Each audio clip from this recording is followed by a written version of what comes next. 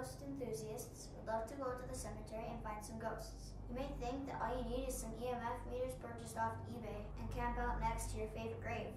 There's a lot more to this than one may think. If you ever plan to do some paranormal investigations, there's a few things you should never do. Trespassing is a big no-no.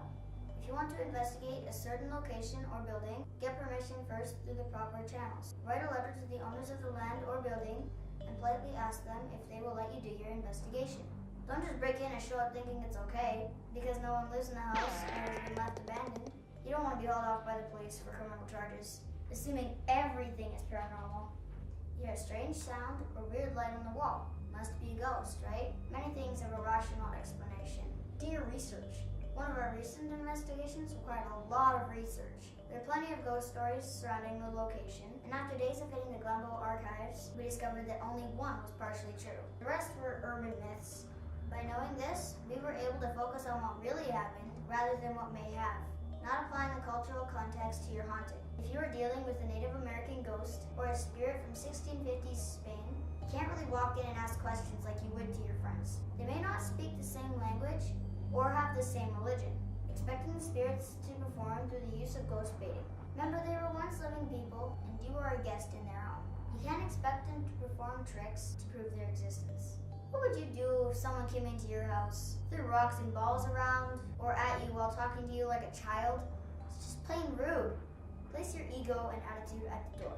You should never enter into discussions with the property owners or with the spirits themselves. Be polite, courteous, and respectful. Having teams made up of the same gender is a mistake. Some spirits like to communicate with certain genders they feel more comfortable with. So try to have your group's gender split 50-50. If you are using audio cassettes and not flash sticks or memory cards, do not reuse them. When you record over an older recording, you can affect the audio you've captured. Another big mistake is not subscribing to our channel. Come on, you know you want to. Not knowing your science. Knowledge is power. Not knowing basic scientific principles can hinder your investigation. You need to know the truth around EMFs or the tech that you will be using. Going to locations alone. Safety is a key factor in all investigations. Some places are old and may not be structurally sound. Also, depending on where you are investigating, you might come in contact with local pranksters or worse. We have encountered people who actually wait for paranormal investigators or would be ghost hunters so they can run off with their equipment. Always carry your mobile phone with you and let family members and friends know where you are. Taking everything too seriously. Many television reality shows are guilty of doing this. Some examples are MTV Fear, Scariest Places on Earth, Paranormal State, and Discovery Channel's A Haunting. Seriously, chill.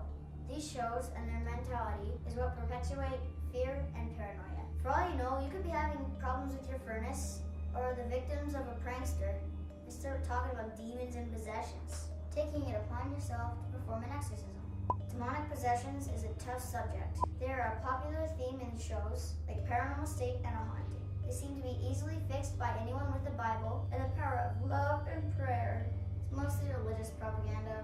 However, most of the time you think you're dealing with possession is something more tangible like mental illness. There's a reason the Vatican has such strict guidelines before performing an exorcism. They have to investigate every possible reason for the possessed person's behavior. Doctors and psychologists are brought in. Personal history is explored. After everything has been explored, only then will the Vatican give a yes or no. If they say yes, there's even more issues with skeptics and authorities, especially with cases like Annalise Michel and her horrible fate.